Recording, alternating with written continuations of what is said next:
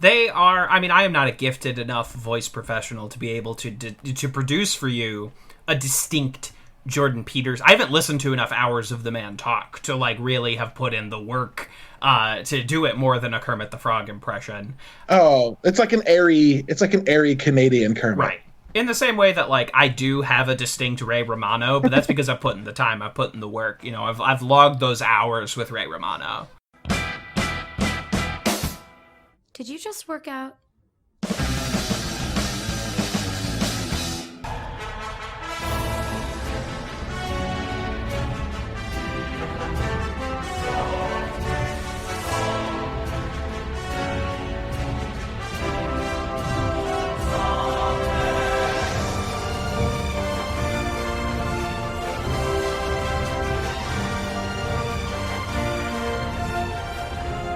So to capitalize on what I was witnessing, you know how YouTube ads are a godless wasteland? You know how, largely, like, yes. Yeah, how they are often a blight from the nether realm, and a lot of ways that manifests in, like, you're just trying to watch, like, a YouTube video about video games or anime, and suddenly, you know, some dude comes on to tell you about how, like, Christians are actually the most persecuted people on Earth, you know what I mean? Yeah, sure. I was watching from the YouTube channel Mother's Basement, which is an anime channel. I was watching, they were talking about the new Netflix anime Dragon's Dogma, based on the game of the same name. Sure, of which I've heard just the worst things. He has nothing to say about it either.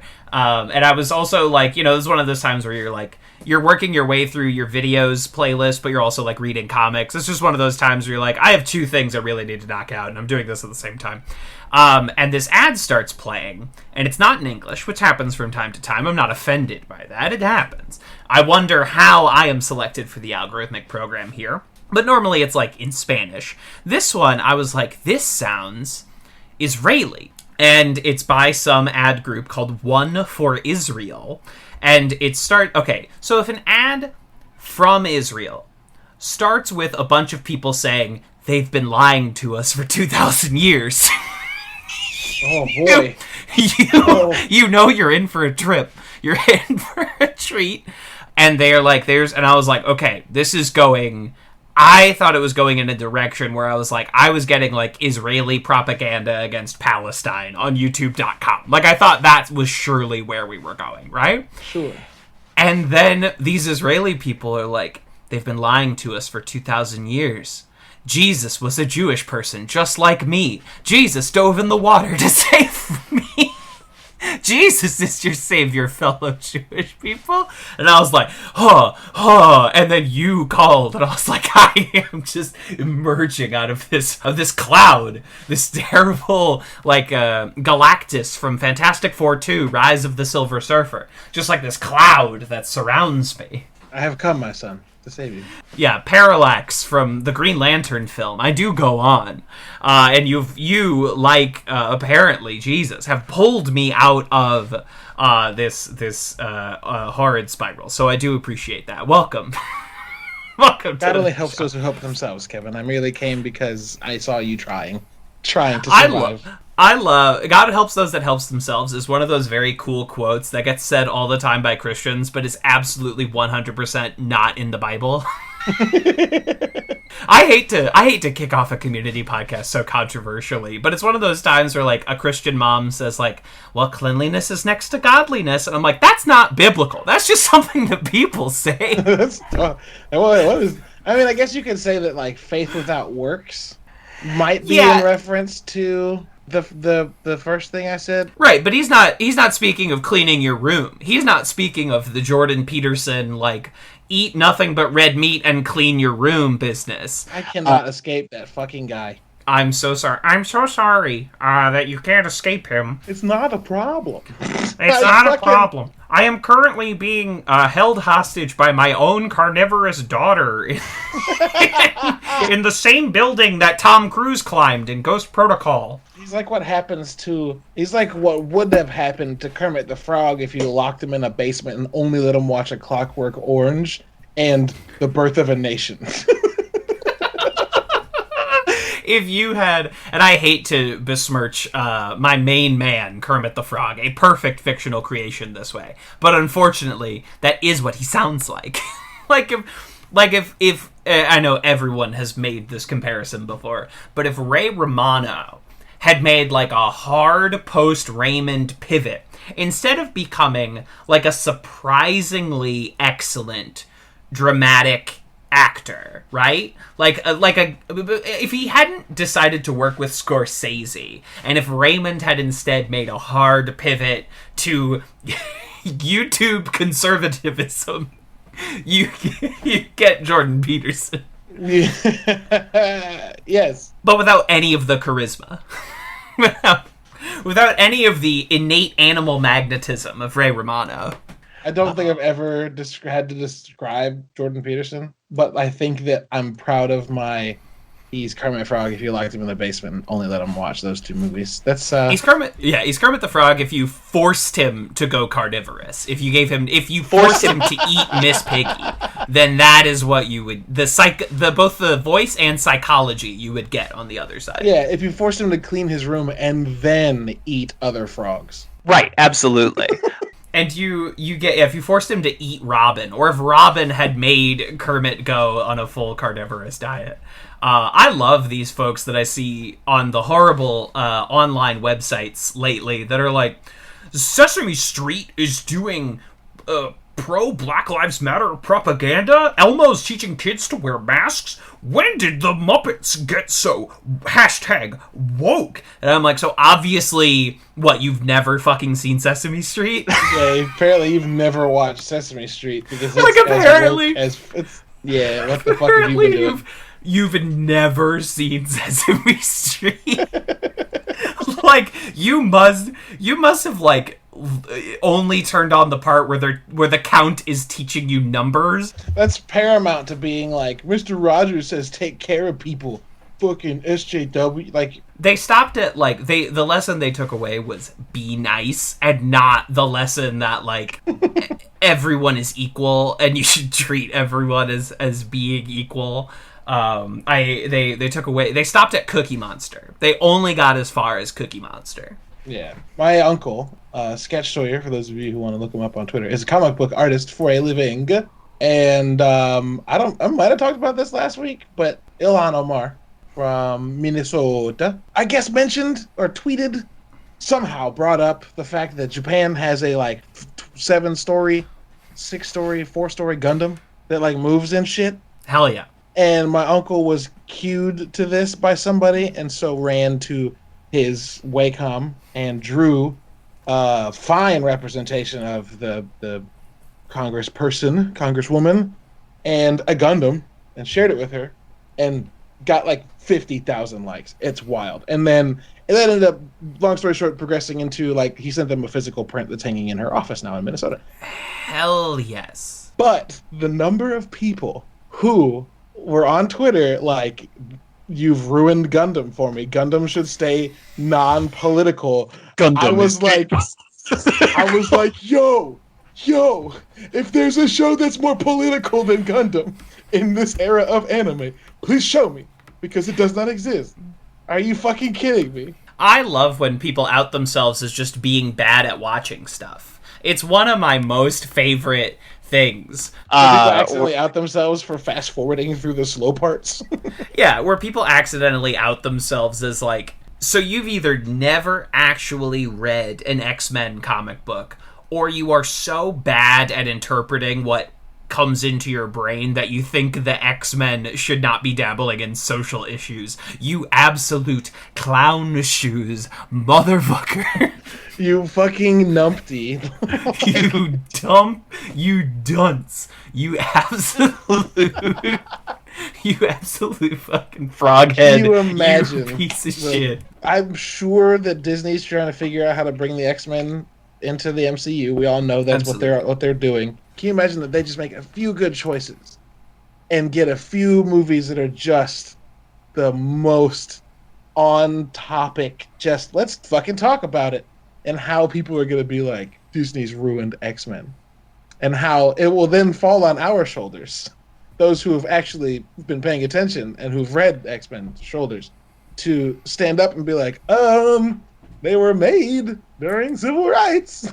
It's kind of their thing. When the X-Men came around in 1963, it was very much Stan Lee, a real liberal hippie son of a bitch, trying to teach upper crust New York white kids about the civil rights movement.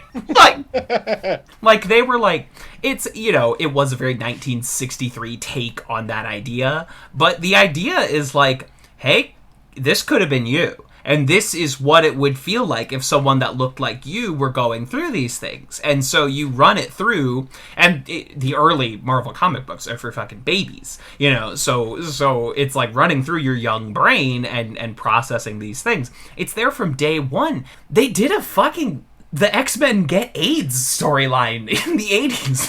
Like, they're not subtle about it. A couple years ago, there was a storyline about the Mutant Deportation Act. Like, they're not subtle about it. Absolutely. Fucking one of the biggest storylines is the fucking mutant registration. The Sentinels and Mutant Island, and I'm still putting it down. The greatest X-Men story of all time, God Loves, Man Kills, is about a television preacher who misconstrues and bastardizes the Bible as an excuse to brutalize and terrorize mutants and take their rights away. It's the best X-Men story that's ever been, or ever will be, because it's perfect. It's so good. It's so good. What is it? God kills, men. God saves. What is it? God Loves, Man Kills. And usually the cover is like Wolverine on an X-shaped crucifix, like strung up on the lawn. Like, not subtle shit.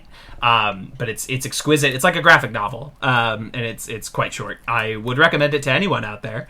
I would recommend the following things we've talked about: the X-Men, Gundams, the Muppets. I would not recommend Jordan Peterson. If you do not know who that is, I am not going to ruin your day like that. I am not going to be the person that tells you about it.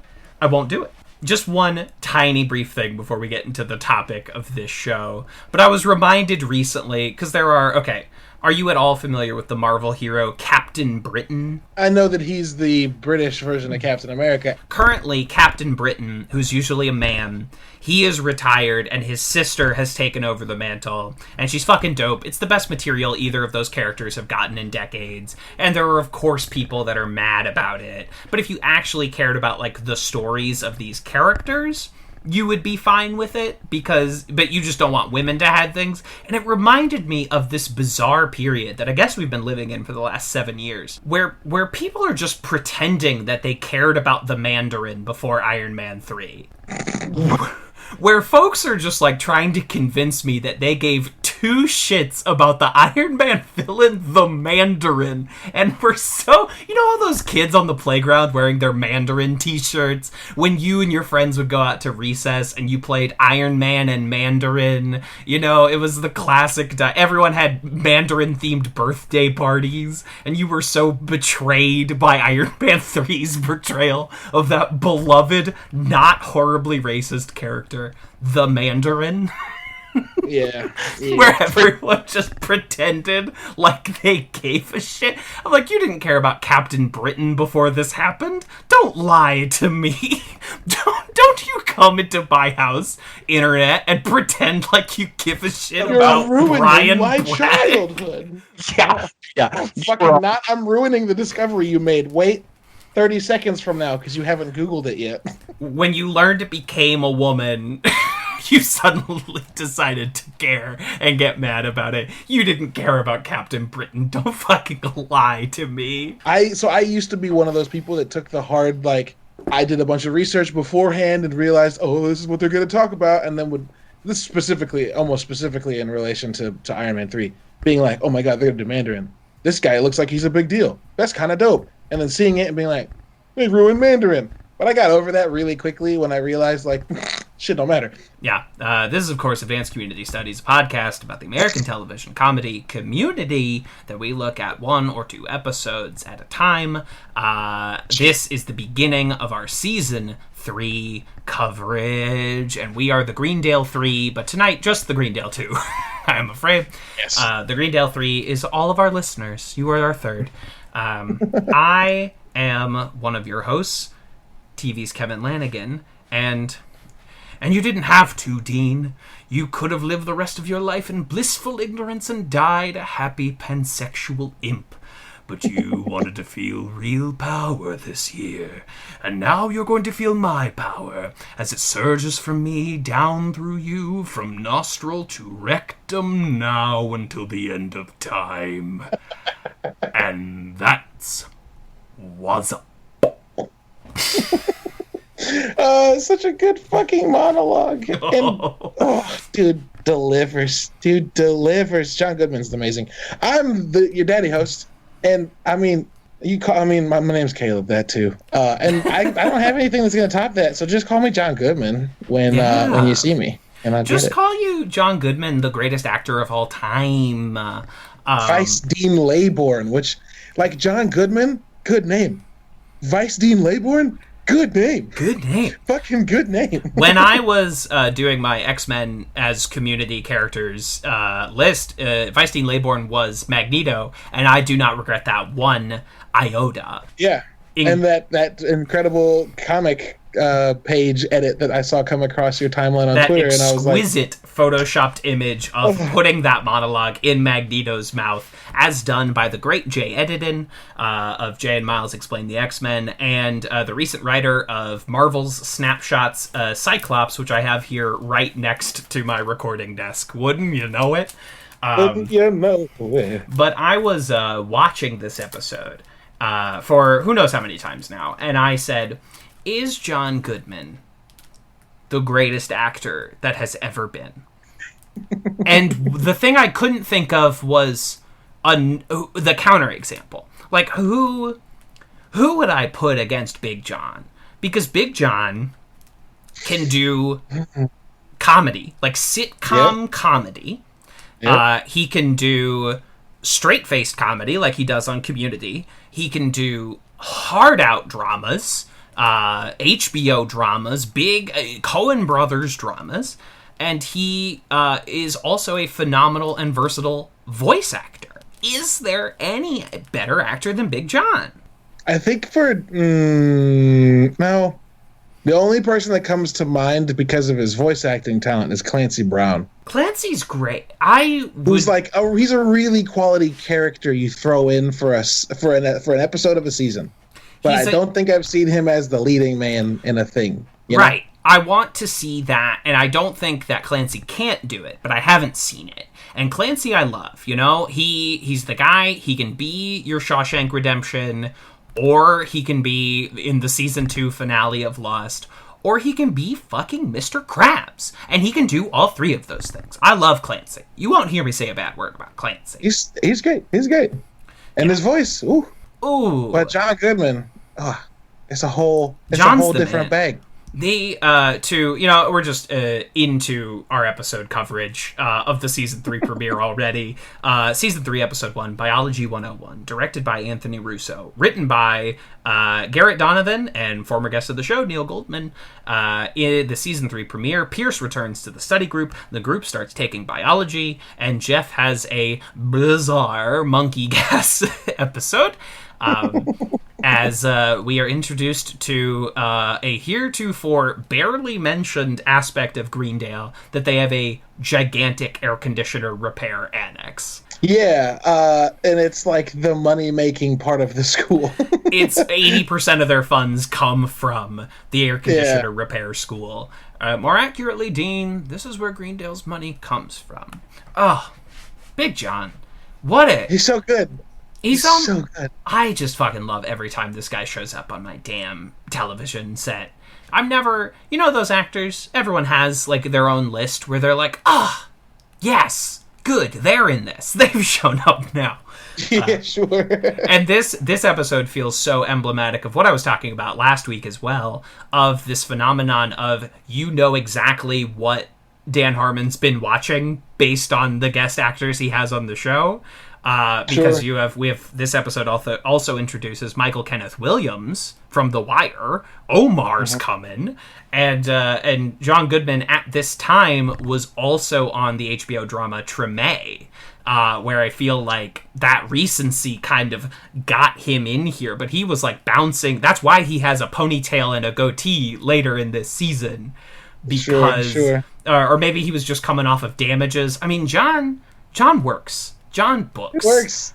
He works. I remember him, when I think of John, the first thing I think of is him as the Cyclops in Oh Brother, Where Art Thou?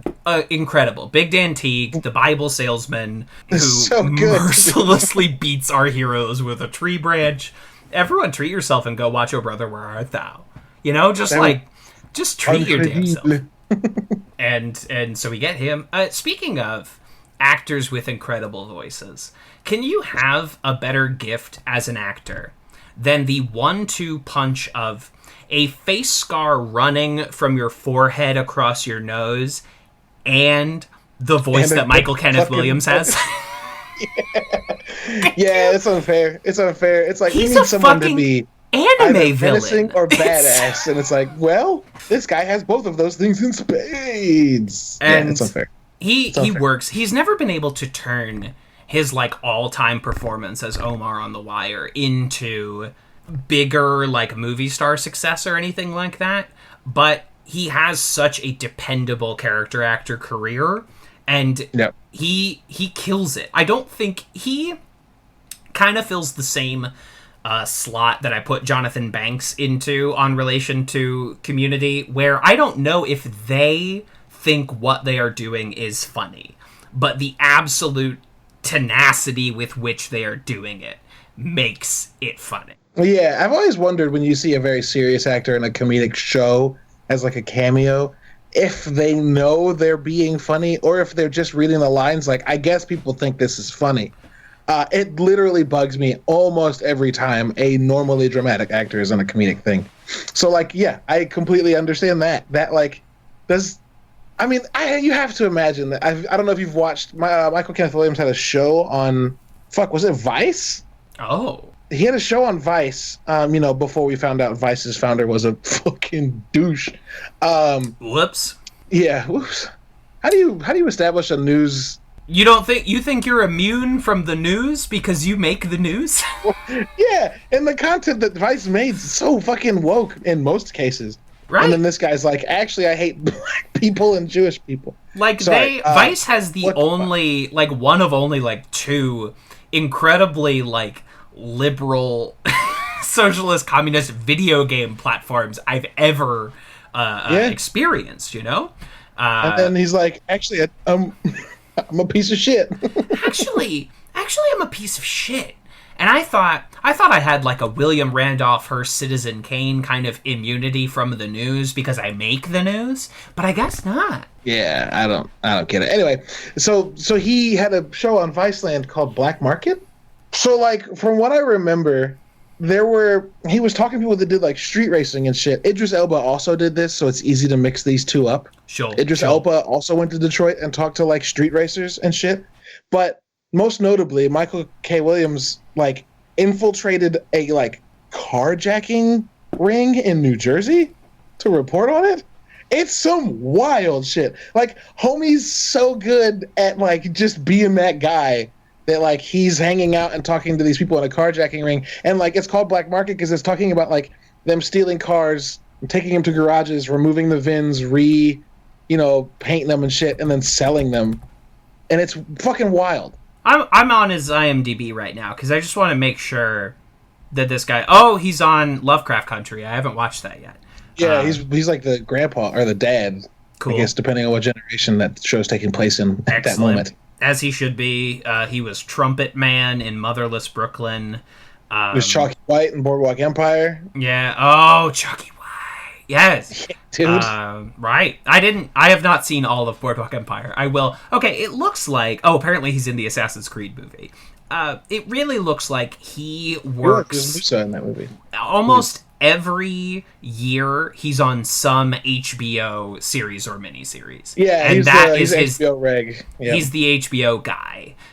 In the same way that like after Lost, ABC was just putting the actors from Lost in fucking any show. It didn't matter. They were like, you are over here now, because we are going to Michael Emerson's been on. Yeah, sure. Right, exactly. Emerson escaped. Emerson ran away to CBS. But every other actor on Lost. I was thinking Person of Interest was yes. No, but he's on, and then he went from Person of Interest right into another CBS show, Evil. So he's, and you know what? Emerson has been working nonstop in television. God bless. That's another guy. That's another fucking guy. Where, like, that voice and that fucking face makes you one of the greatest.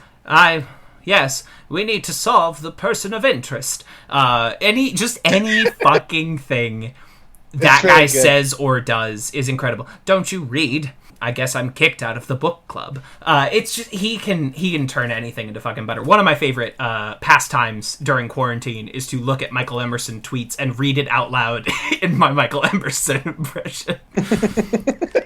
So that's the best. That's how we have fun in this place. I love these, like, just rediscovering my love for, like, character actors who also have tremendous vocal talent that you realize later. Absolutely. Because, like, we've gone through a list of some talent.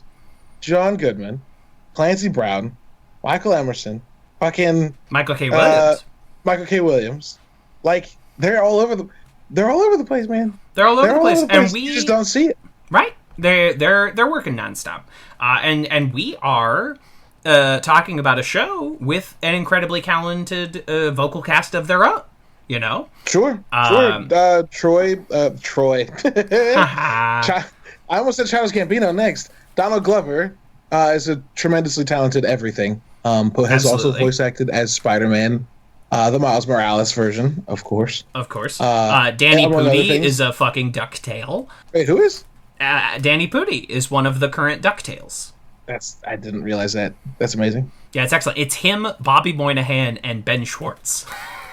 and like David Tennant is Scrooge. It's just the most. Kate Micucci is the girl duck. It's just. What the fuck? It's the production dinners must be the fucking best. It's the most grossly overqualified, and I have nothing bad to say about the current DuckTales show. It's very funny, but it's the most grossly overqualified cast I've ever seen in my entire life. Yeah, it's an all-star team to play fucking T-ball. Like, Alison Brie is Unikitty in the Lego Movie franchise, and in a movie entirely cast by your favorite supporting actors from your favorite sitcoms, she manages to be, like, maybe the standout supporting character, I guess, besides Batman. It's Batman and then Unikitty. Batman and then Unikitty. Yes. But we are, Ken Jeong voice acts on shit all the time. Bob's Burgers, he's been on like 1,500 times. So it's, listen, these people work. Dare we actually talk about the episode at play? I mean...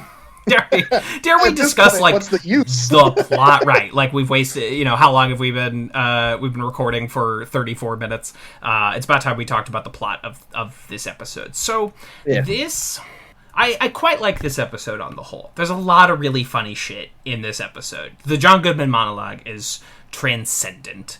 But you also have, like, one of my favorite Dean bits of the season where he's like, I am not running a hotel for monkeys. If I were, I'd have banana flavored everything, I'd lower the shower knobs, and I'd cut holes in the back of the bathrobes. And Mel Rodriguez is like, you've given this put a lot of thought into this. the great Mel Rodriguez as the head of security here at Greendale. Fucking, I love this dude. He's so funny every time he shows up on the show. I don't know what else what else I've seen him in. He was on a short-lived Fox sitcom called Enlisted, about a military base, military training base in Florida, where Keith David was the military commander, and Mel Rodriguez was one of the recruits named Chbosky. And he was very funny. And then he basically bounces from that right to these 3 episodes of Community, and then he rockets from this over to Last Man on Earth, the Will Forte show. Yeah, the Will Forte show. Yeah, and he rides that for 5 seasons. He makes that work, and he is fucking wonderful on that show as well. He's just one of the most like dependable, likable, funny dudes. He's great. I love him every time he's on screen. I quit. I quit. I guess we could use some kind of gas that eliminates monkeys. Monkey gas, I like it. Follow it. Look it up. You're lucky I need my scuba certification. But in this episode, they take an interesting track, right? Because the season 2 finale leaves you in a place where you don't have to bring Pierce back if you don't want to.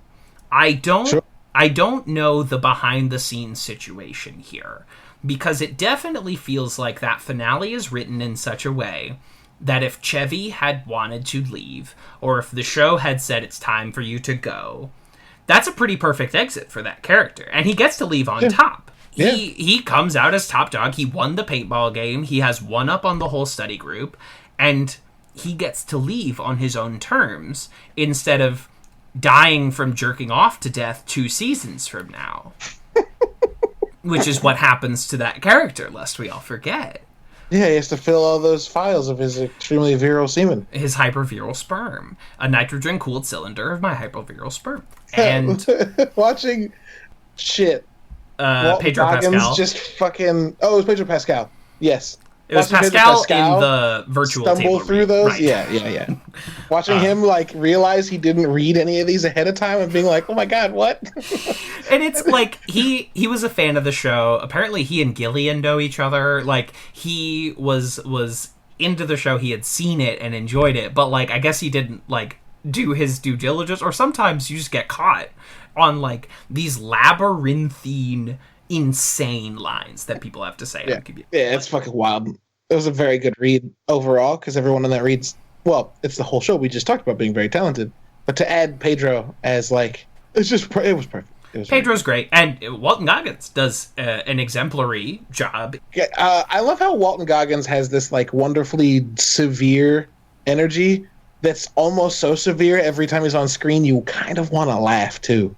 Right, and he's so on... It's really weird. On the dramas where he cut his teeth and became a character actor we were all watching, because he was, in the same way that Michael K. Williams is a HBO guy, he was an FX guy. So he's on The Shield, and he bounces over to Sons of Anarchy, and he bounces up to Justified. Exactly. And Justified is where he is, like, one of the main characters on the show. He's the second lead. He is this he's the antagonist. Incredible performance as Boyd Crowder. I found it in my brain. And it's this exemplary, like, 6 season. He was one of those guys, like NoHo Hank on Barry, where he is very obviously killed off at the end of the pilot, but they watch the pilot and they're like, this guy's way too fucking good. They focus group the pilot and went, oh shit. We cannot kill this guy off. We'll figure it out. Like, you came back or something. Like, it was a flesh wound or whatever. We'll put you with Walton Goggins. They put him in the hospital for like half the season to like kind of justify, forgive the pun, justify why he's alive. But he's just one of those guys that comes in and nails it so hard. And it almost like defies all logic why he would survive. But he does, because you cannot get rid of this incredible element that you have in your pilot. I need to go back and rewatch that show, because NoHo Hank is so fucking good. I've seen the first season, and I'm about to watch the second season, so I'm excited. But NoHo Hank is fucking incredible. He's so funny. Anthony Carrigan. There's a scene in the second season where he tries to get a guy to kill Barry, and he fucks up, and Barry shoots the guy that was trying to shoot him in like the leg, so he can't do it. And then threatens NoHo Hank, and NoHo Hank like freaks out and like tries to act tough for a second, and then Barry's like, "Well, I wasn't gonna kill you," and then Hank pukes, and he's like, "Oh my god, I was so nervous." Nervous. It's one of the funniest. He's so fucking funny, man. That guy's fucking incredible. But what were we talking about?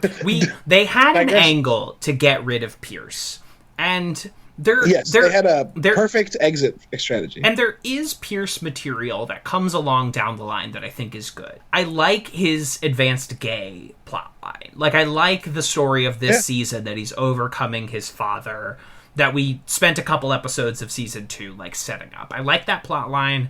Season 4 is actually a fairly good Pierce season, even though it is the season where Chevy Chase fully melts down and says the N-word on set, and is no longer allowed on the set of Community during season 4. And then he gets to masturbate himself to death, which is perhaps how that character deserved to go out. But this could have been a graceful exit, right? And they don't take that route. I don't know if that's Chevy. I don't know if that's the producers. I don't know if that's NBC. I don't know who makes that call. Sony, whoever. But they decide to bring him back. And season 2 was constructed in such a way, in the finale especially, that we have to spend like this whole episode justifying how and why Pierce would rejoin the main cast of Community. It's very strange. It seems like, because didn't we speak previously in season 2 of like there being moments where where Chevy just did not want to be doing what he was doing? So it seems like they wrote season 2 with like an option for him, and maybe Chevy was like, well, actually, I want to come back. You know what I mean? Like, maybe, I mean, who knows? We'll never know this because that's just not something people talk about really at all when it comes to Community. There might be some BTS stuff that like you and I just don't know. I'm sorry, BTS being behind the scenes, not the band that people like, that teens are all about. Right. There's just stuff that we'll never know, and I don't want to spend all day like inferring who it might have been, but it creates an episode, and it's one of these things. It's the same problem I have with the Chicken Fingers episode, which is an episode I love, but everyone but Jeff are such sheeple in this fucking episode. Like, these characters also went through hell at the hands of Pierce last season, and he comes back in season 3 and everyone's like, hey, welcome back, Pierce. Like, I know they made the decision to let him back in the finale. I think they just all felt bad, quotation marks. But they let him in way too easy. Like, it feels so, like, would Annie especially be this welcoming of him after everything they went through at the paintball finale? I know that like 3 months of summer heals a lot of wounds, but it feels, especially after all of the specific emotional rigmarole that he put her through, it feels a little disingenuous that everyone but Jeff would be perfectly fine with him. Like, everyone would sing-songingly welcome him back into the group. Am I wrong? Am I out of base No, here? it's weird. It's weird. It's very weird. I won't call it bad, but it is weird. Yeah, and like, it's even more to your point previously, it would be, I think, maybe less weird. I have a hard time describing it. It's so weird that it would be less weird if we knew ahead of time the episodes Pierce had coming, because like then it would be like, oh, they had a reason to bring him back. But that being said, it's also very weird because we didn't need those, given the way it could have just dismounted. It's really strange. I remember watching this the first time, going through it in 2014 when I finally got to watching this show, and I remember thinking like, oh, Chevy Chase is already gone. All right. And then coming back minutes later, probably because I was binging it, and being like, what? And then just kind of like letting it go, because this show's very good at like making a choice that you're like, and then making you forget like 30 minutes later.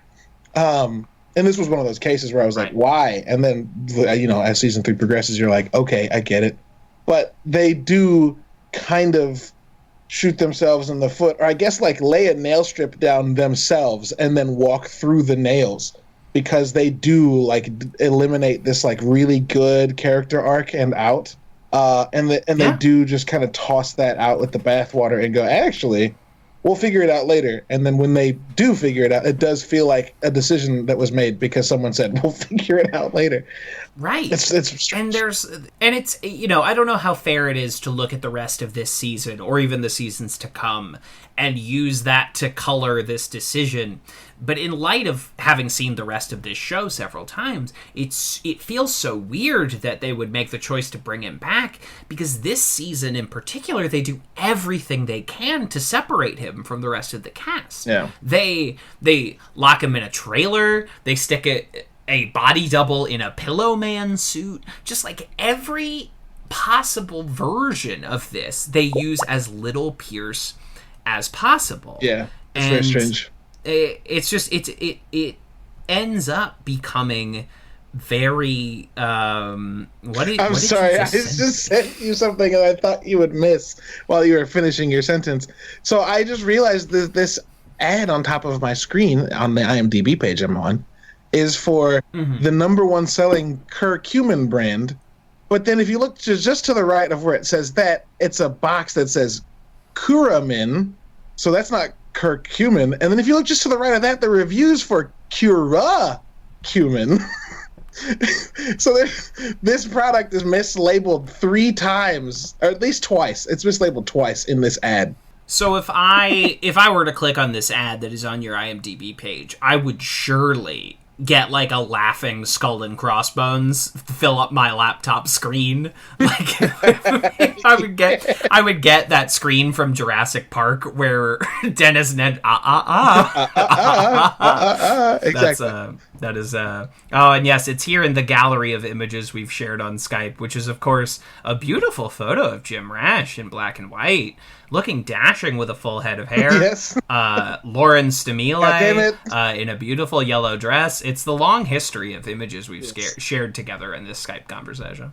Oh, good. I forgot about that Stamile picture for good reason. I personally regret nothing. But so anyway, it leaves this episode in a very strange position. And even though there's a lot of things I like, this is the beginning. Like, the first 3 episodes of this season, there's a lot of good stuff in them, but they all feel incredibly wonky to me. They feel kind of half-baked in a way that the show usually doesn't. You know, if a new girl plot line doesn't resolve cleanly, that doesn't really bother me, because that's not what I expect from that show. That show is just like, we're going to try and make you laugh as much as possible in a 21-minute period, but Community is always trying to do a different thing. Neither one of those is better or worse than the other, but like, Community is a show that almost prides itself on its clean plotting, and so these first 3 episodes leading up to Remedial Chaos Theory all feel kind of wonky, half-formed.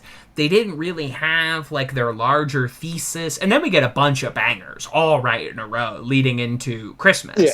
It's something we talked about previously, where it's almost as if with Remedial Chaos Theory being something that they're working on, that's almost where all of their allocated time and effort was going. So these episodes kind of suffer a little bit because the time and energy is going towards Remedial Chaos Theory specifically. But then we have the Halloween episode of the season, which is excellent. Glee Club Christmas, Foosball, Advanced Gay, just like all of these. The season kind of cascades into just better and better episodes. Like, some of my favorite episodes of this show are in this season. Right. Once we get out of this first batch, it's almost like straight first hits batch all the way through. It's like a reset button almost. And like, not a reset literally, because they don't like backtrack any, they don't redact anything, they don't backtrack anything, they don't start over in any way, but it does feel like if you were to just start watching this show, season 3 acts like, hey, you know what? Maybe that's even part of the motivation, right? Because season 2 ended with a series of episodes that were globally, well, not globally, but like widely talked about. That maybe they had plans that like, maybe let's let the first couple episodes of season 3 be like low floor to get in on. But at the same time, you say that, and then think about the fact that like Vice Dean Laybourne's introduced in episode 1, and it's this whole separate thing that is definitely more macro than it is micro. So yeah, and it's going to last the entire season. Exactly, and it's going to run the duration of. And this season is much more serialized than anything we've gotten before. Sure. With the Inspector Spacetime stuff, which kind of subtly takes over the show for like 2 seasons, and we'll, I'm sure, talk about how thin that gets stretched at certain points. But like Britta's psychologist arc, the Weisstein Laybourne stuff, these separate arcs that they pan throughout the season, and the Chang security chief shit is going to dominate a huge part of the season. It's like a 6-episode development. I love it. This is so like plot based, and so it almost feels like the first season of the first episode of a season of a drama, where they're like, okay, we need to lay the groundwork for what the plot lines are going to be in Bloodline Season 2. And so the first episode is really just laying that pipe down so that we can then use that setup pipe to do some sweet ollies and some sweet 180s off of that half pipe. Sure, you know what I mean? 100%.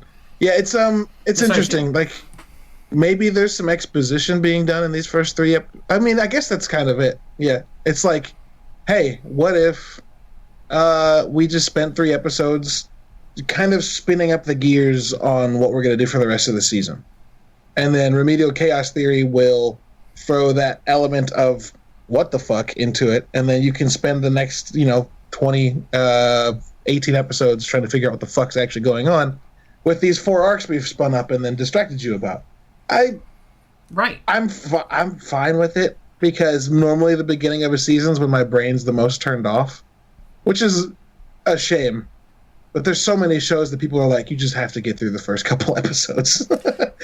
And, even I have shows like that I love, but hopefully, and I don't think these first 3 episodes are bad. I think maybe one of them is bad, but these 3 the episodes are wonky but still like good and funny and creative. This episode opens with like the wonderful musical number that we haven't even mentioned, that like Jeff's fantasy is this like, we are going to have more fun and be less weird than the first 2 years combined.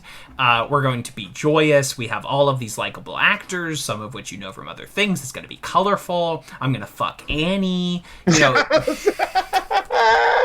Like, I was about to say, he's still just Pierce is not there. This is the season that like the show kind of tilts into, we are acknowledging Jeff Annie, where they really haven't for the first 2 seasons in the most part. We have like the fallout from Jeff kissing Annie in the finale, but that wasn't really set up, and that payoff is dropped almost immediately. And this is the season where we really start to acknowledge that, in the next episode especially, but then in several coming down the pike. And I have aggressively mixed feelings about that.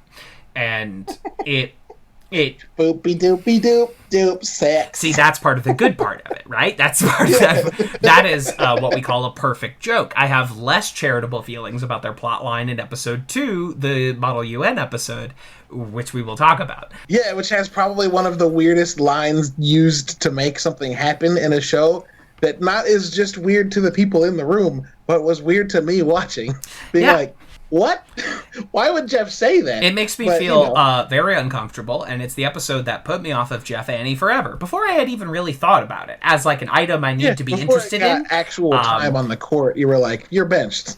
Yeah, it was like it was like if someone took me to like their favorite restaurant, and the first thing that happened was like a rat shit on my face. So I'm like, I'm sorry, this restaurant is colored in such a negative light. I don't think I can enjoy the restaurant. There's so many other things you could have said, and yet I didn't. Well, it's you didn't. It's Inktober, and today's premise was a rat. I've already drawn a rat today, so like rats is on the brain. Rats is on the brain, like rats Ratatouille, and they were fucking pulling my hair and make me make pasta or whatever. Yes. That movie is fantastic. That's a great movie with the worst premise of all time. You know what I mean? Like, they managed to take one of the all-time... The movie's one of my favorites. Yeah. Just an all-time, like, what? He pulls on the guy's hair, and it controls him like a puppet? But the movie's great. I don't know what to tell you. It works. Yeah. But my collective love for Bourdain and, like, anything that... oh, shit, I forgot his name. But the guy who produces food shit on Netflix. David Gelb. There you go. But my combined love of Bourdain and David Gelb just means that I love this movie. Absolutely. So I guess that's where we are now. Ratatouille, good flick. Controversial take. Ratatouille, Good flick. But the episode begins with this like sunny musical number, which I love. It brings me great joy every time I come across this episode, and then nearly ends with this extensive 2001: A Space Odyssey homage, where like the room is covered in plastic, and the table is the black monolith from 2001. This episode does a really good job of setting up for that moment with all of the conversation about the table, and then using like close-ups of Jeff and or Pierce touching the table to lead up to that moment. They earn it in an interesting way, even though like I've fallen asleep during 2001 at least 3 times. That movie is Ambien. It's a beautiful cinematic Ambien. It's like the first half of Prometheus. Yeah. Before all the dope shit in the movie Prometheus. Yeah, exactly. But we simply cannot get into it again. I don't want to say it feels like the J.J. Abrams, everything's Cloverfield. It's not that bad. But everything is Cloverfield. Don't you feel like we're living in a 4th Cloverfield movie? I wish could just get a fucking sequel to the original. Cloverfield? If we're going to talk Cloverfield, I just want a sequel to the original. I mean, speaking of John Goodman... If y'all have not seen 10 Cloverfield Lane... 10 Cloverfield Lane's very good. Whips so hard. It's very, very good. It's basically a 3-hander. And boy, if those 3 hands are John Goodman, Mary Elizabeth Winstead, and John Gallagher Jr. John Gallagher Jr.? Fuck yes, dude. Let's go. Fuck yeah. Yes. 10 Cloverfield Lane rules. Yeah. What if we made a bottle episode movie with 3 people you love? Cool. Yeah, let's do it. I'll watch it. That's fine. Yeah, absolutely. From the director of that Portal short, okay, great. Sounds good. Yeah, Dan Trachtenberg? Fuck yeah. Dan Trachtenberg. I'm 100% in. And that movie was hot, and it caught a lot of people's attention, and then unfortunately, Dan Trachtenberg got caught in the nebulous black hole vortex that is the Uncharted movie, and that's why we didn't see anything from him for like 5 years after 10 Cloverfield Lane, because that movie... No light can escape its grasp. It just gets sucked in. That movie was worst. After 10 years of them trying to make that movie, they were about to start filming with Tom Holland, and then COVID hit. And I'm like, that is a biblical sign from God that you are not to make this film. Please do not. I beg of you. Yeah. He did an episode of Black Mirror and The Boys, though, so he's staying busy. He's working in games now, too. He's reimagining the opening parts of Warframe, which is a game that desperately needs its beginning reimagined because it sucks. Oh, okay, cool. You dopeness. That's all I got for you. This episode is a start of a season. It's a start. I'm not gonna say it's bad. I'm not gonna say I hate it. I'm not gonna say I even dislike it. It's just an episode of Community. It is there, and it does exist. It is made better the more you watch this season because you realize how many things it starts. I agree. But initially, you're like, okay, yep.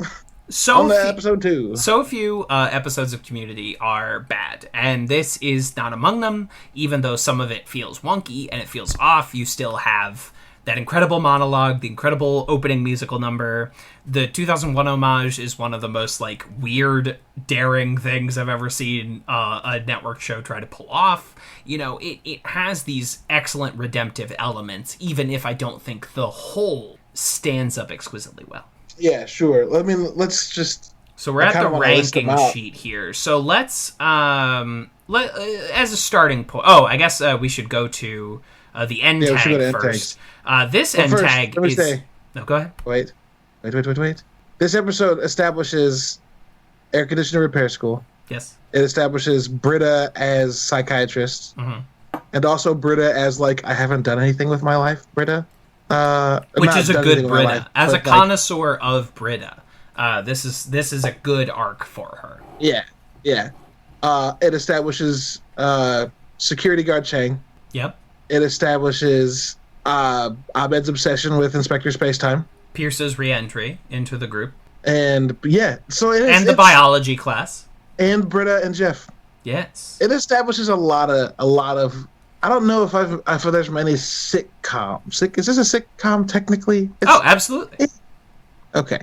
I don't know if many sitcoms who take the time in an episode to set into motion 5 separate arcs they fully plan on paying off by the end of the same season. Sure.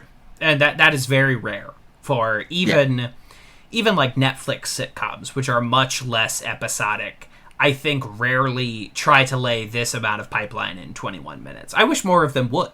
I truly wish more of them would try. Yeah, I would get over a show being a little slow for the first couple of episodes if it was because they were laying down something that was going to pay off later. Instead, many of them are just slow the first couple of episodes and then try to accelerate but almost hit a limiter at that point. See Netflix's love. But we come to the rankings. So this end tag is one of the few community end tags that just feels like we ran out of time to finish the episode, so we're just going to finish the episode in the end tag, because this is where Britta declares her major. We see that Chang is a security guard. Like, Jeff says, this is the year we all die, which is a good bit. It's a good bit. So it's kind of a non... It's kind of a non-end tag. It's gonna... There's not... You know, Britta declaring she wants to be a therapist is a good character moment. It's not a great bit. No, it's not even a bit. It's just a moment. So, like, all right, so I'm down here. I'm down in the lower part of our end tags ranking. I like ears or tails more than this. Oh, excuse me, hiccups. But it's, like, close. I like ears or tails more than this.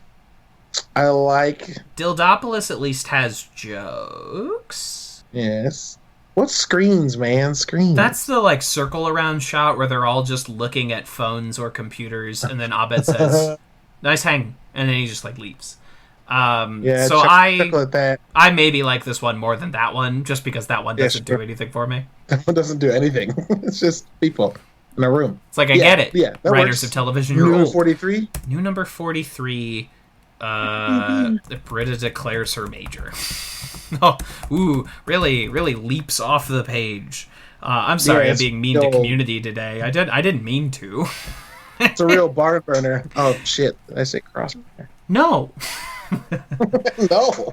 All right. So Biology 101, as we rank the episode itself. Let's start with is this better than the season 2 premiere, Anthropology 101? I don't think so. No.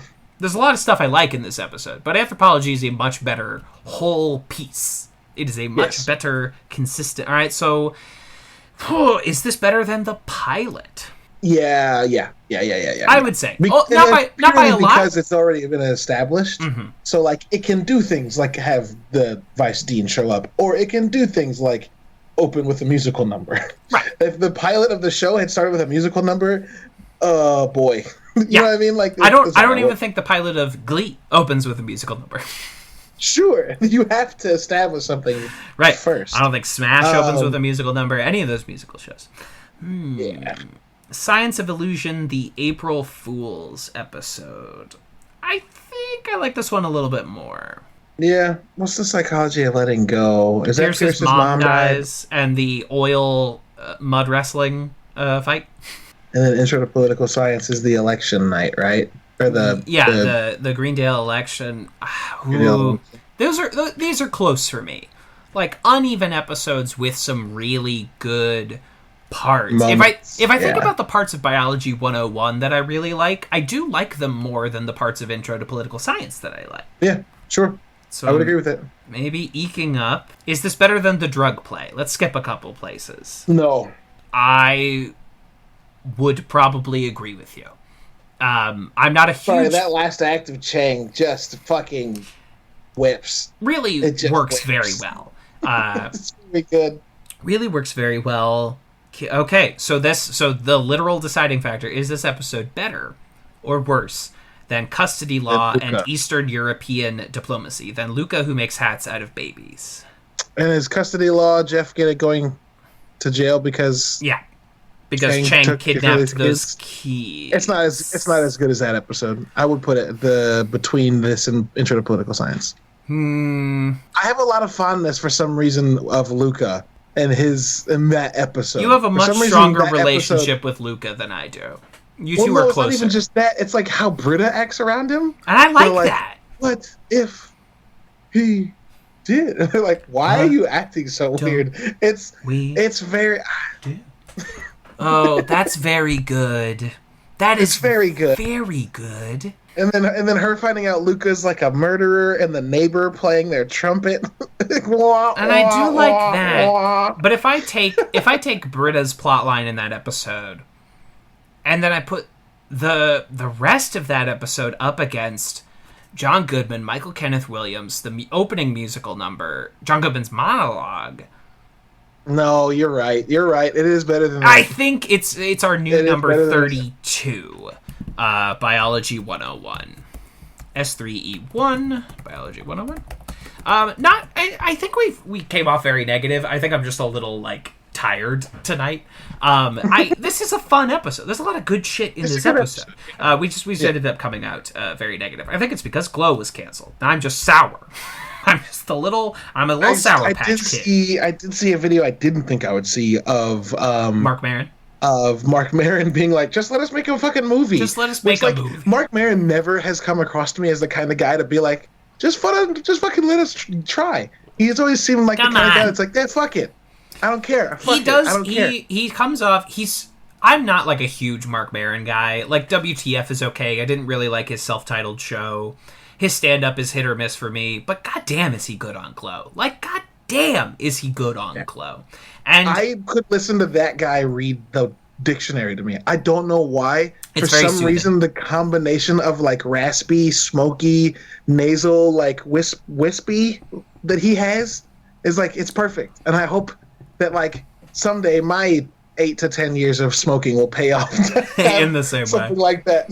Pay off dividends like that. Yeah, I do think about like Michael Kenneth Williams' voice, and I was like, what would I have to do at 28 years old to achieve that by the time I am his age? And it's nothing good. It's nothing that I would be grateful that I did. No, homie, I can tell you from experience, I had a stressful week, and it did encourage me to buy a pack of cigarettes. And I did smoke a pack of cigarettes at a coffee shop while talking to friends. The next day, my voice was exquisite. But I got in the car and tried to sing and couldn't. So I was like, fuck, there are trade-offs that you make. Right. Speaking of Mark Maron and the Jewish experience at the beginning of this episode, one of the most recent WTFs is him and Seth Rogen. And it's fucking excellent. It's a 1-hour conversation. I listened to it while I was playing Hollow Knight one day. And it's an excellent discussion between two very funny guys about the American Jewish experience. And they don't, like, Seth Rogen had a movie to promote that American Pickle movie that's on HBO. They barely talk about it at all, except in relation to the American Jewish experience. And I am as Gentile as they come. But it's fucking fascinating. And those two guys are really interesting. So I would recommend everyone go check out that very popular podcast. Yeah, you did that in July. Shit, dude, I missed that by a long shot. Yeah, but if it's still there, grab it. I gotta go through and listen to some of these. So yeah, he did Seth Rogen, Ice-T. That can't be. They can't have much they relate to. Do they? Giancarlo Esposito, Kerry Washington, J.K. Simmons, which I'll watch that. I'll listen to that one. Love to see it. Yeah, he had WTF is one of those shows where there's stints where it's a bunch of people I've never fucking heard of because he gets into some like nostalgic or like we all grew up together kind of path where I just don't know who that is. Yeah. And then he gets into these spurts where it's like, yo, I want to listen to that one and that one and that one, and that's why the show stays on my list, because occasionally I'll be like, yo, you know what? These names been slapping for a couple weeks. Yeah, I'm a very occasional listener, but I would absolutely recommend the Seth Rogen episode to everyone. I don't, I think there's too much going on in the world for me to start like a Save Glow petition.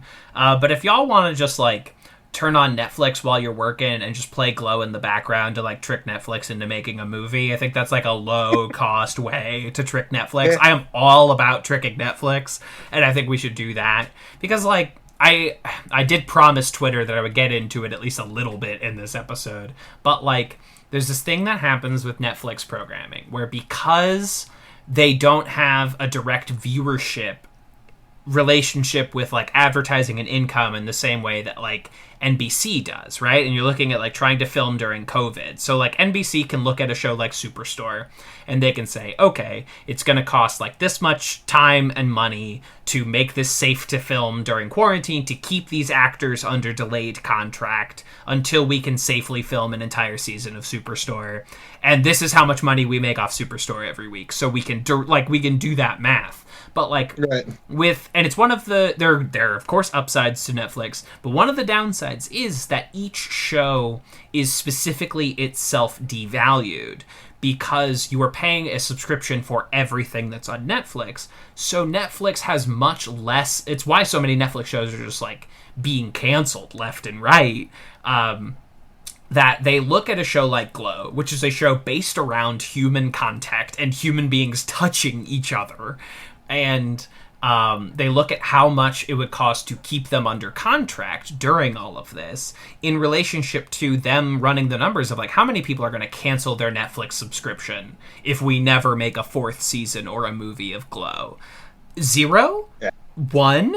And it devalues each show in turn. But also there's this incredible like amount of accessibility that you pay. What is it? $15 a month now, and you just have 13, 15, something like that. And you just have like right now they have almost every like Charlie Kaufman written movie. Like there are incredible benefits to paying for these streaming services. Yeah, but 100%. One of the downsides is that they can say like, who's going to drop Netflix if we just don't spend a lot of money making Glow? And I agree with fucking Mark Maron. Just let him make a movie. They have the whole season written because they were filming it when COVID hit. So, like, if you let them condense it down, take a year or two if you need to, especially with, like, this virus showing no sign of letting up, and Netflix make a movie. And make hashtag 3 seasons and a movie. If this might be the perfect in for us, for community. You go, look, here's a show that we had with a community star on it that was already written, and people were sad, and it's going to be easy to just make a movie on it. But if it does well, then like, hey, Netflix, just scoop us up. Just scoop us up. Just scoop. We'll consult. Let's scoop us up. Just scoop. I mean, just scoop. Just scoop. I mean, what are you gonna lose by scooping? You spent $17 billion last year. You can't scoop a little bit for a community. I don't know about this. Yeah, you got to. But anyway, I know plugs that for we're you, my in friend? the dismount era. Dismount phase, but I did mention earlier that my shared love of Bourdain and David Gelb's directorial and productorial prowess made me love Ratatouille.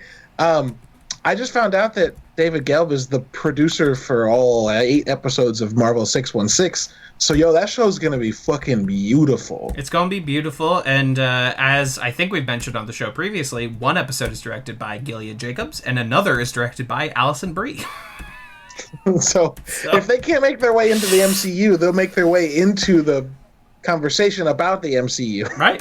Yeah, love it. 100%. Very good. Yeah. So watch those, because I was already going to, but David Gelb makes very beautiful stuff happen. Looking forward to it. It's coming out, right before my birthday, which is such a nice treat from Disney Plus to me. Unfortunately, it is coming out one day after Cyberpunk 2077, which I did pre-order from my local GameStop as a birthday treat for myself. So yeah, I'm gonna have to find a way to tell my family to forget about me for days. Yeah, I'm sorry. Can I just take a? I was wondering wife, what I was. How you're doing 2.5? Sorry, a month. Can you just act like I'm not around or responsible? Can y'all just pretend I'm dead for Thanksgiving this year?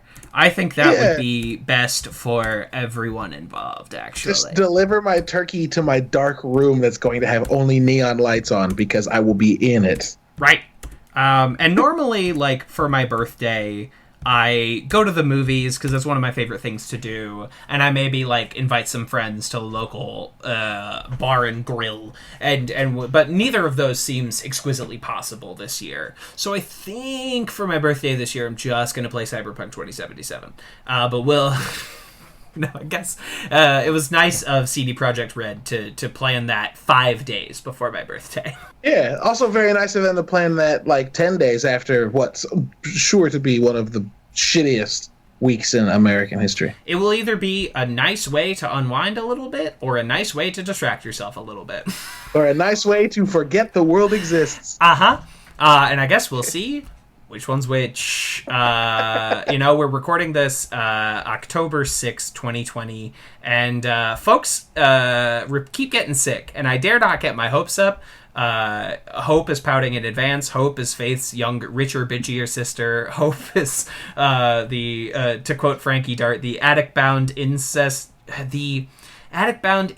riddled spawn of anxiety and fear. I can't remember the exact quote, but it's a beautiful monologue that we will talk about one day. Good. Anyway, read my comic, Patty Plague Doc, on Instagram. Platypus. Platypus. Patty Plague Doc on Instagram. And I'm doing Inktober right now on Twitter and Instagram. Both of those are TV's Kevin Lanigan. Caleb, anything for you before we go? Oh, not much. Just if you want to follow any of the stuff I'm doing, follow me specifically at Lubwub. And we're back. We took a week off last week to do personal stuff and get some projects done. And we got podcasts back this week. So if you like any of our podcasts, nerdybits.com or nerdy_bits on Twitter. And follow that Twitch. It's a nice, relaxing Twitch stream. Oh yes, you did come. What were we playing when you? I watched Hades. Okay, of course. Yeah, which is that's a game. I will wait for the PS4 port of that, which is inevitable. But it gonna come. That game is super successful. You have a Switch, don't you? I do. I'll contemplate it. I have a couple games I have to beat on the Switch before I will allow myself to do that. It seems like something I would enjoy on the PS4 a little bit more, but. Anyway, we will be back next week with some very interesting episodes of Community. With a couple episodes of Community. Stay tuned for the guest interview following this, and until next week, pop. We're gonna end the podcast this morning. We're gonna frown the entire time. We're gonna be more crazy. We're gonna finally be fine. The election's in November, and I'm already losing my mind. We're gonna fly to school each morning. We're gonna smile the entire time. We're gonna be more happy. We're gonna finally be fine. We're gonna get more calm and normal. We're gonna fix our state of mind. We're gonna be less crazy.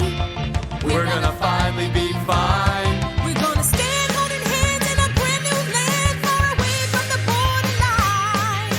We're gonna seem like a mainstream dream And be appealing to all mankind. We're gonna have more fun and be less weird than the first 2 years combined. And we're gonna live forever. And we're gonna sleep together. And we're gonna finally be sunny and shiny. We're gonna finally be fine. The crossover event of the century, truly. The Save Greendale Committee meeting up with advanced community studies. The people have been clamoring for it. It's like when Spider-Man hangs out with the Punisher. It's what everyone has been wanting to hear.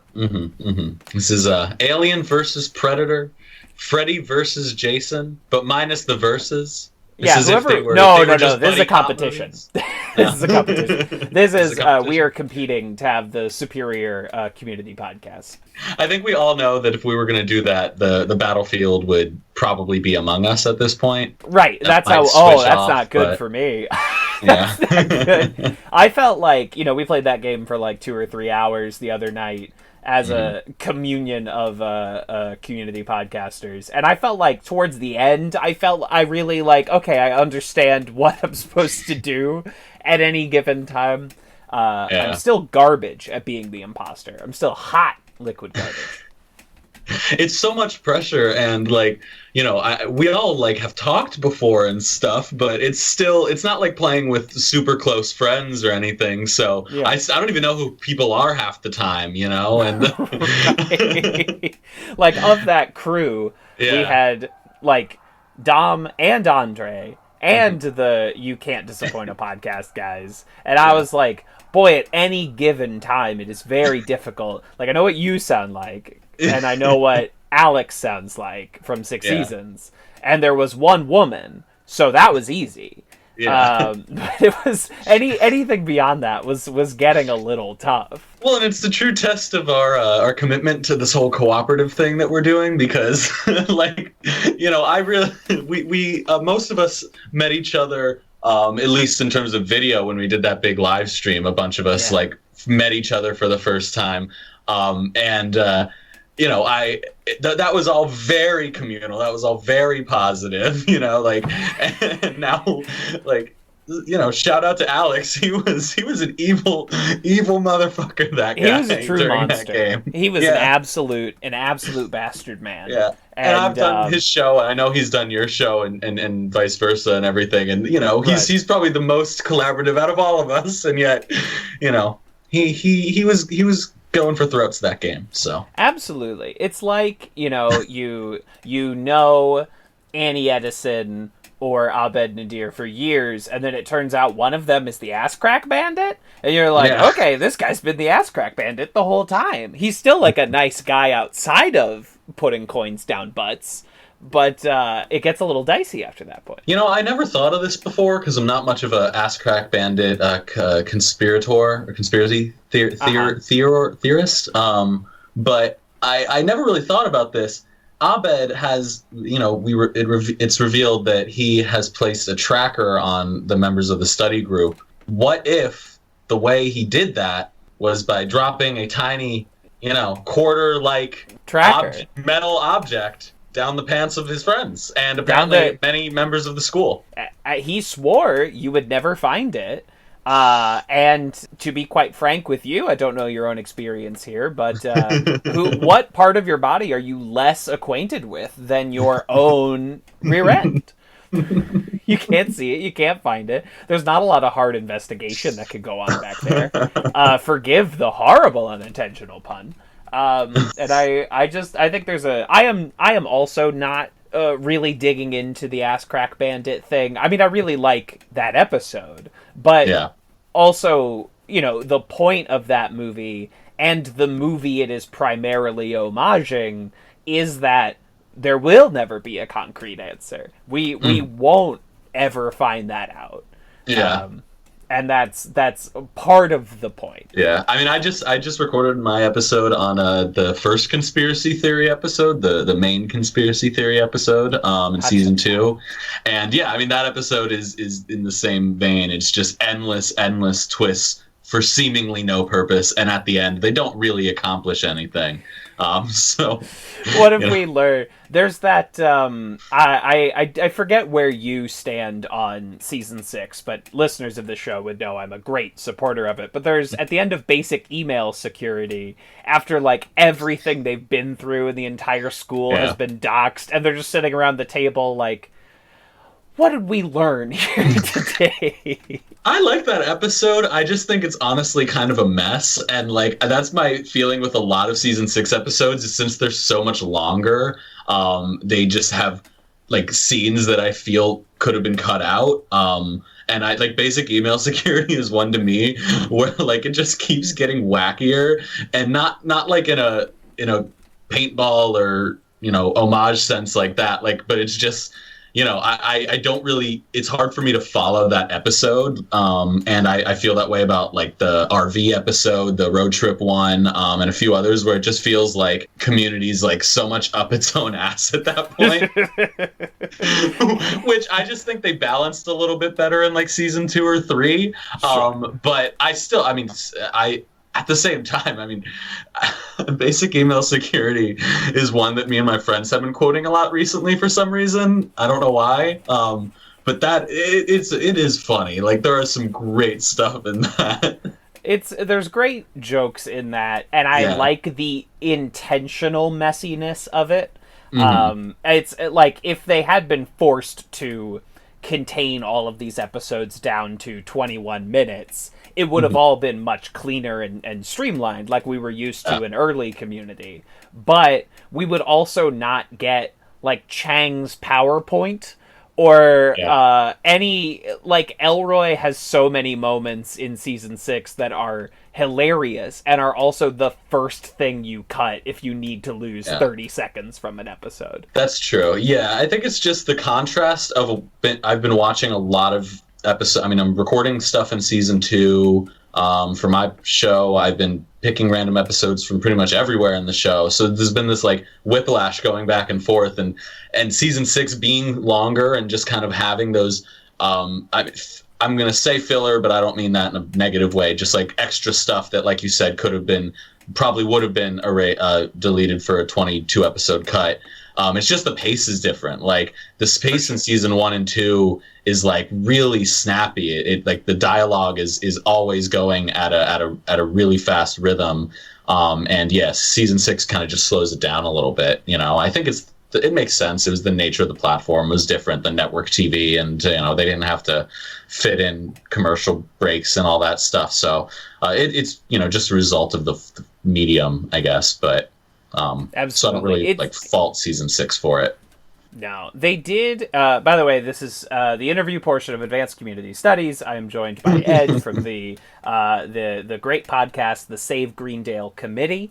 And Ed, welcome to the show. Thank you. I'm very glad to be here. And let's just keep going on that same train that we were on, because season 6 makes some interesting choices. Isn't that they do keep the commercial break structure as part of their rhythm. There are still like act break moments where Yahoo Screen would just completely fuck up putting a Honda ad in the middle. But they kept that structure, and they went longer than, because by seasons 1, 2, and 3, I think NBC was requiring sitcoms to be like 21 and a half minutes, which is not long at all. And 6, those run times balloon. I think the longest one is like 30 minutes. But it's not as bad as like Arrested Development season 4, where you're like, God, this is a 40-minute episode of Arrested Development.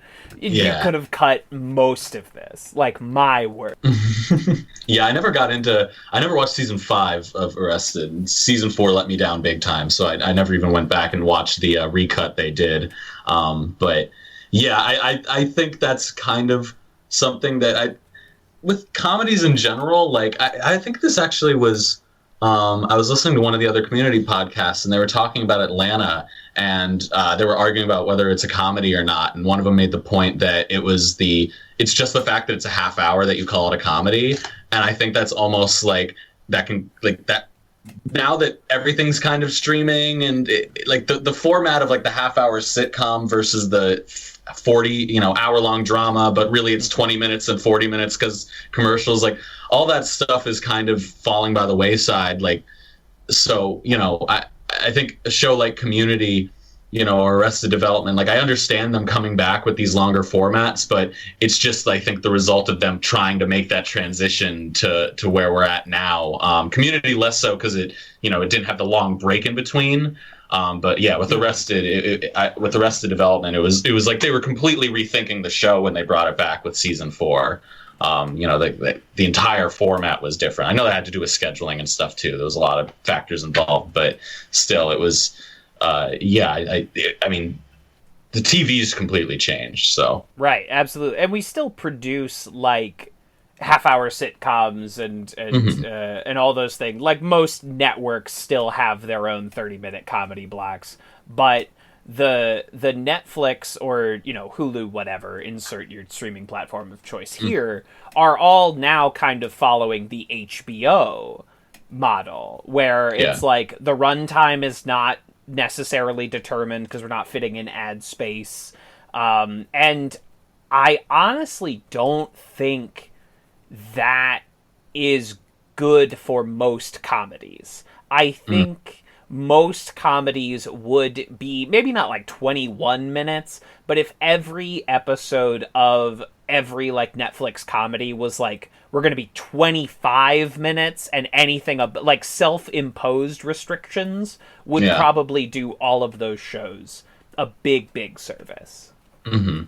Yeah, I think that's a good point, but also at the same time, now that I'm thinking about it, most of the these like half-hour shows that I guess kind of fall under comedies, the HBO type shows, the kind of Barry's, Atlanta, things like that like they all have some sort of darker or more serious or more dramatic element to them that I think helps pad that runtime.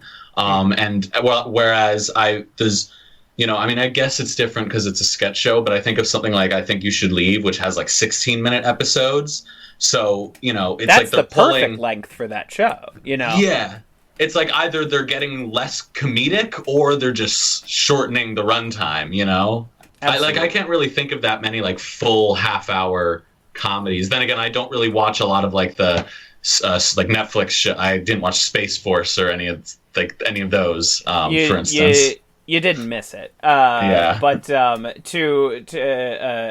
was something that Mike Schur said in regards to why he took The Good Place to NBC. Because after Parks and Rec, Michael Schur could basically get a show at any network he truly wanted. The acclaim of that show, the number of like people in the industry and actors that wanted to work with him, and especially you throw like Kristen Bell and Ted Danson on there, you can probably get that show made anywhere. But he chose NBC because they would make him make those hard cuts. He has to get the episode to 21 and a half minutes. And sometimes that will make the show suffer a little bit. Like, Parks and Rec would have 1 or 2 episodes a season that had, like, producers' cuts you could watch on the DVD where it's, like, a few minutes longer.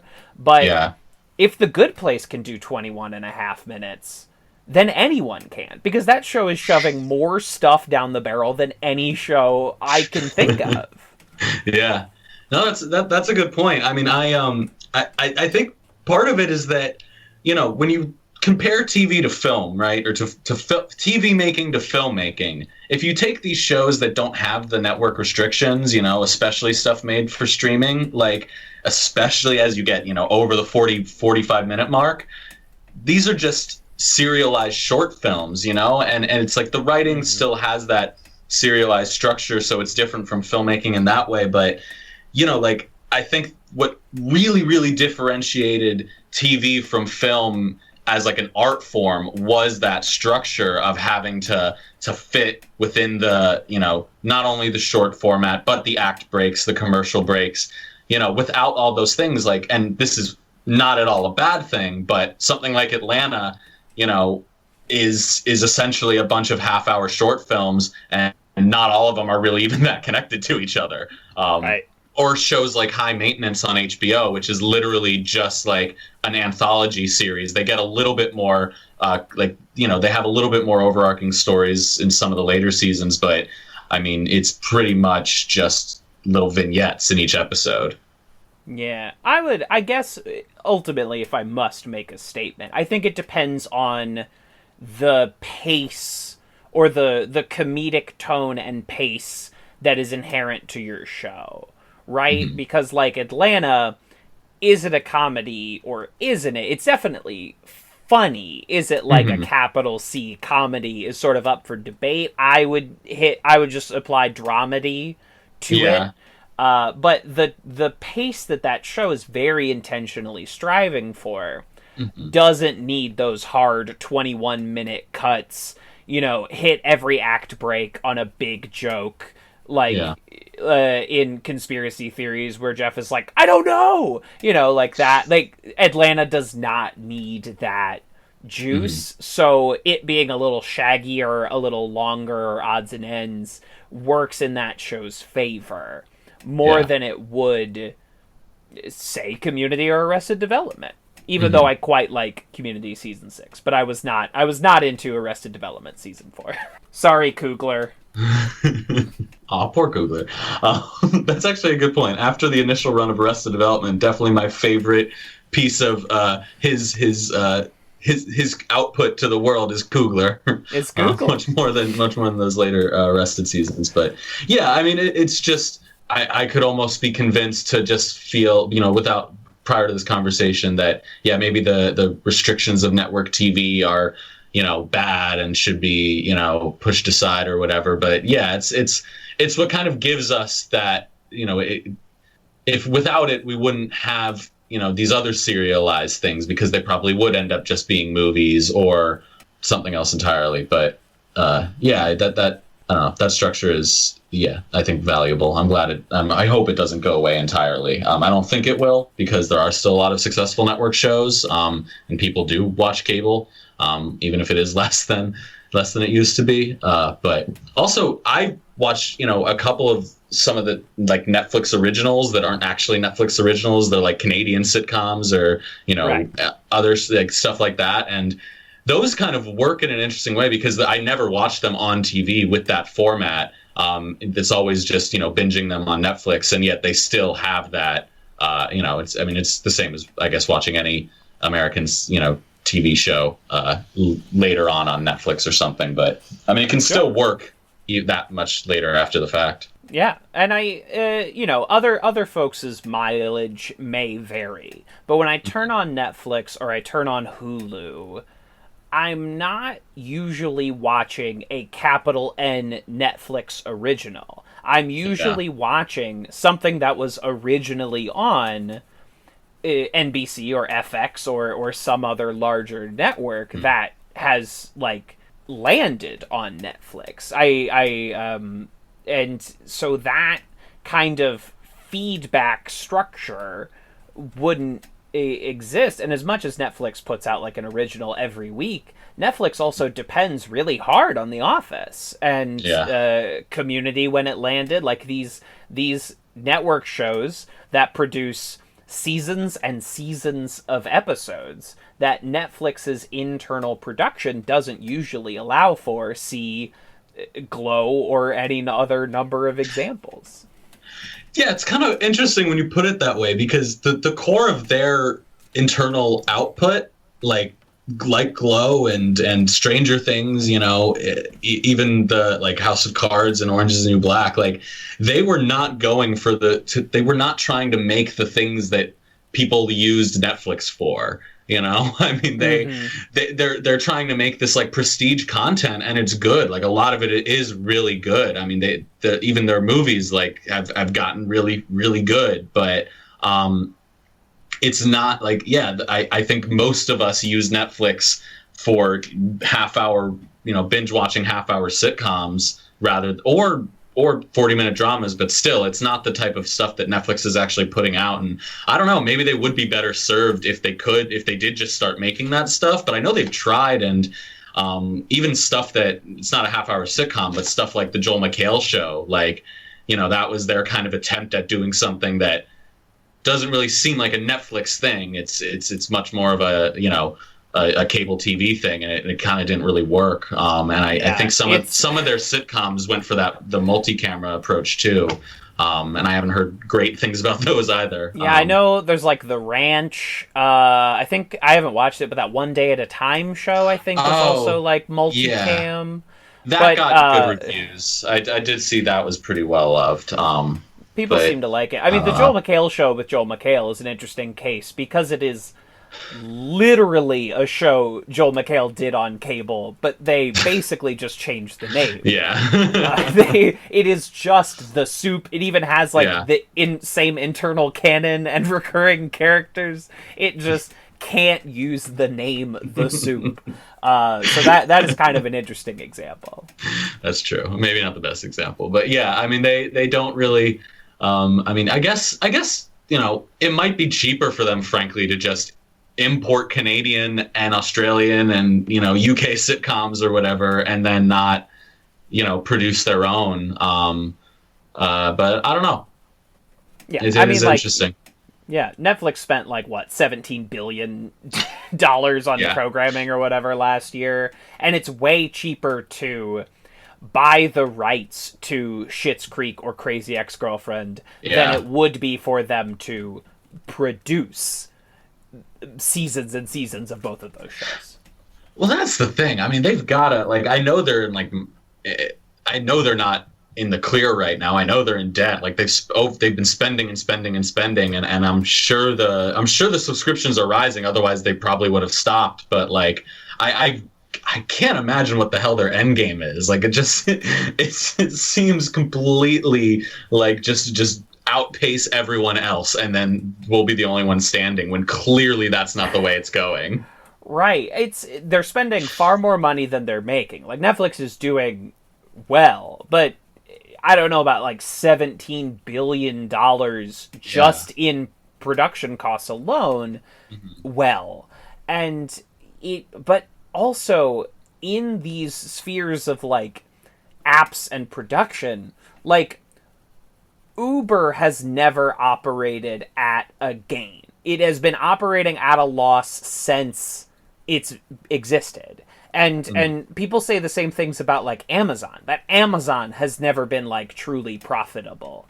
But no one is worried about the future of any of these apps or these businesses, because it's all made up. We just made up a bunch of numbers. We made up money, and none of it means anything. None of it makes any sense. That's true. I mean, as long as they're still not paying taxes, it really doesn't matter. So, I mean, right? Like, what? Uncle Sam don't get any of the money. It all goes to Big Jeff. So yeah. Oh my God! Did you see that video of Jeff Bezos with the robot arms? No. He's at some sort of like, I don't know, some sort of event where they're like showing off like new technology to him, and you know, Big Daddy Jeff Bezos comes over, and it's like the scene in Spider-Man 2 when Doc Ock pulls out the arms for the first time. It's like two power gloves controlling two mechanical arms, and he's like, the first fucking thing he does is put his hands up and like laugh in the most unintentionally maniacal way you ever could. It is like, I there are times like that I'm like, there is a writer's room somewhere writing all this shit. Like, there's no way that stuff just happens. I don't believe it. It simply must be. It's like, allegedly this is a podcast about Community, but whatever. It's anytime you see one of these billionaires try to interact with people, you're like, this is an alien.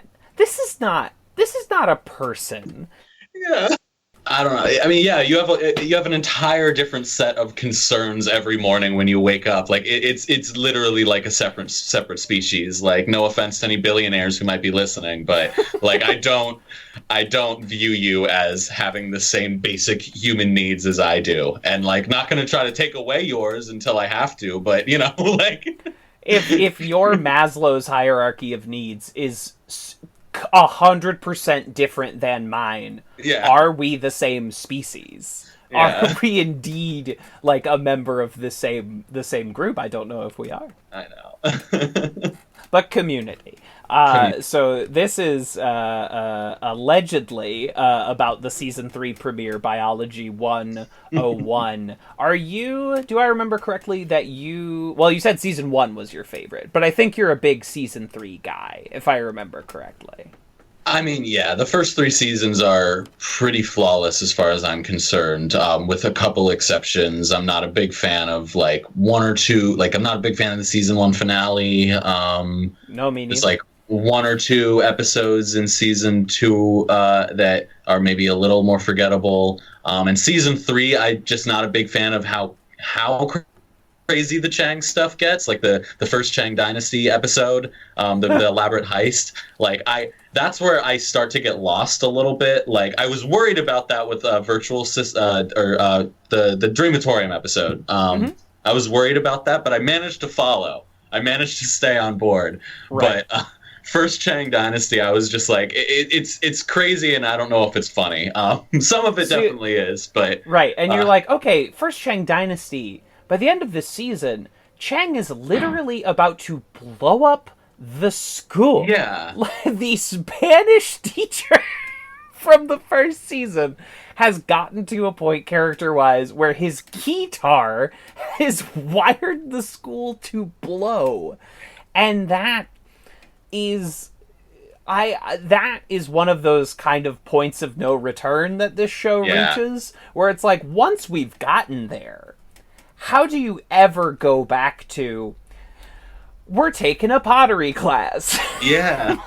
Well, even the actual season finale after that episode, when it's just like the court, like the trial over the Shirley sandwiches and everything, it's still like it feels like such a nothing finale, and not that it's bad, but just like stakes wise, like it's so the epilogue to all that bullshit that episode before.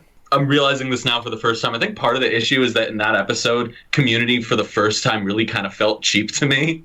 Like, you can usually, like, I know the budget went down significantly in this season, but I never really felt it. Like, they're always so good at, like, using what they have. And in the early seasons when they had the assets, that, like, they use them very, very well.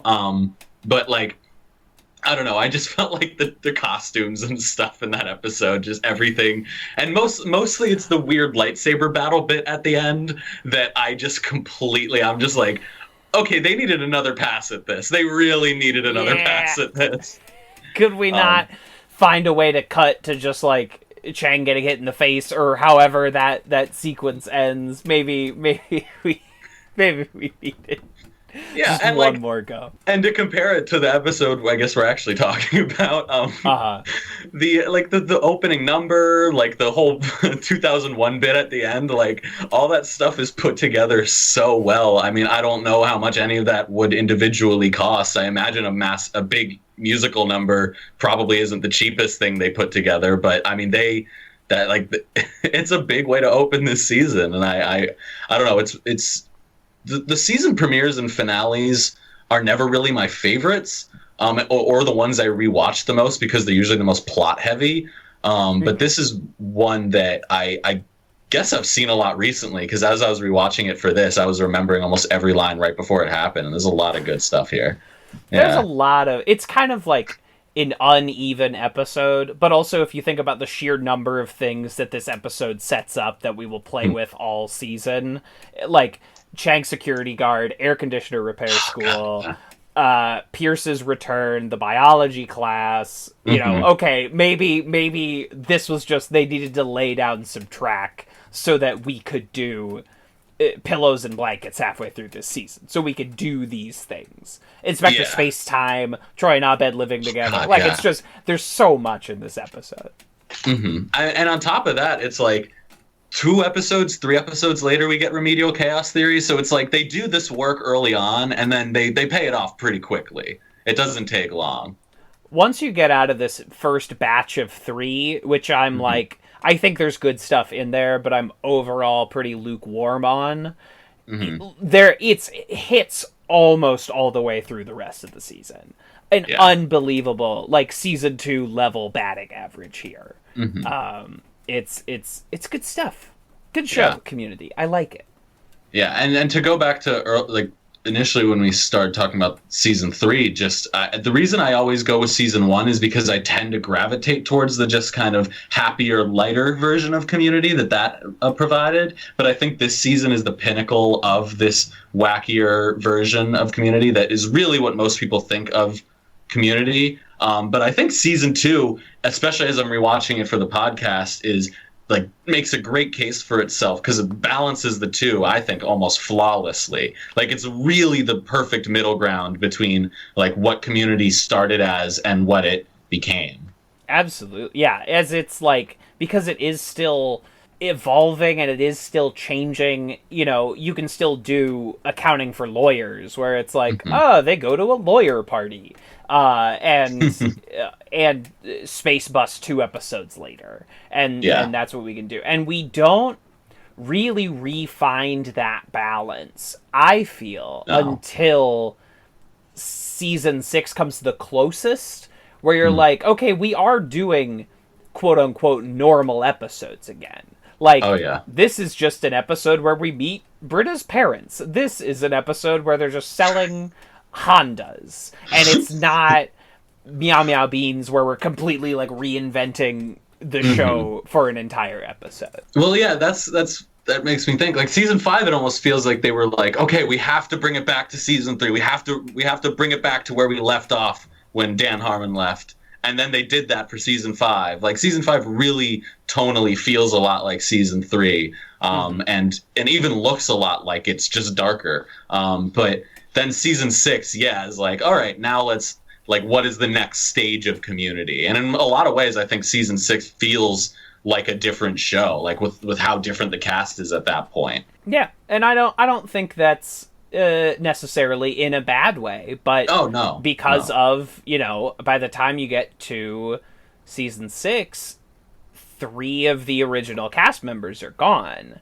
And that's something I think used to be more common on sitcoms. Oh, yeah. That, like, the Cheers cast changed a number of times, and it wasn't, like, a completely different show. I think we're just used to The Office or Parks and Rec for the most part, where it's like, we're pretty much keeping the same group for the entire duration of the show. Yeah, and I think part of it with Community is since the story is so character-driven, they kind of have to adjust when you lose characters, especially someone like Troy or Pierce, frankly, who drove a lot of the plot, especially early on. And they had to adjust, or it would feel, like when they replaced Topher Grace on one season of that 70s show and just tried to act like we wouldn't notice, I mean, like, this is they'll all still hang out in the dude's basement for some fucking reason. The same guy's basement, even though no one lives there anymore. Or I guess, like, other characters, like Hyde had moved in. Yeah. God. They needed to put him back there just to give him an excuse to be. Yeah, it's like, I mean, even like, I don't know.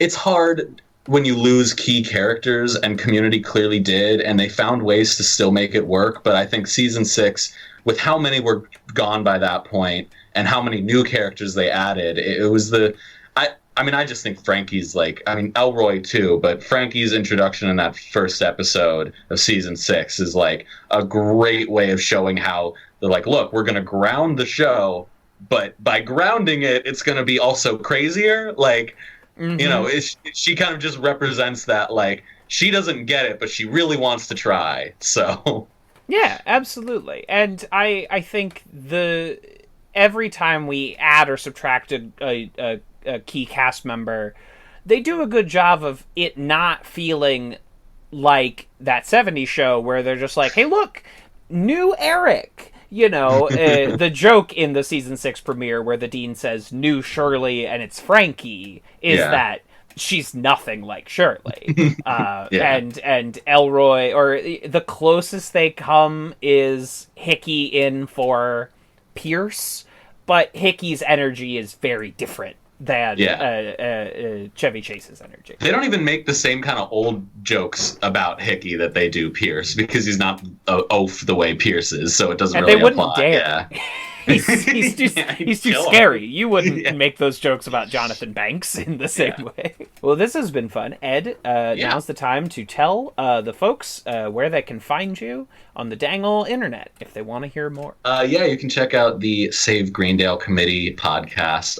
If you look that up on any major podcasting platform, you'll probably find it.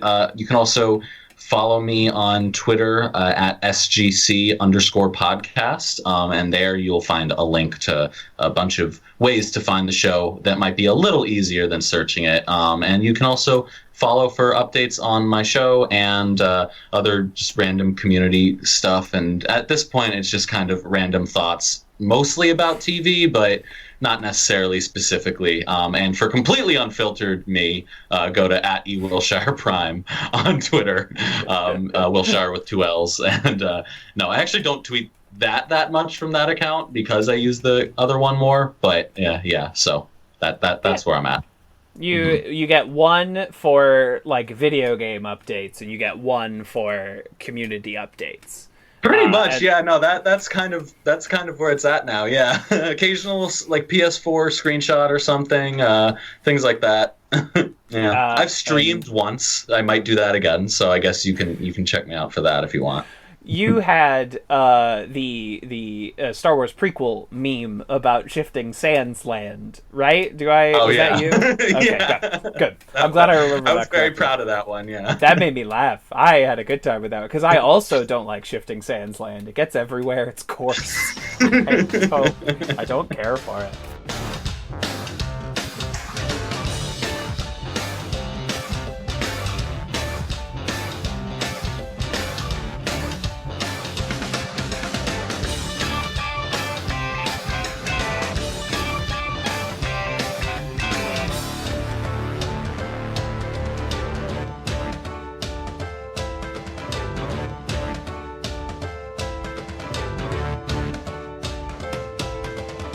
This has been a Talkback Podcast. That was quite a show.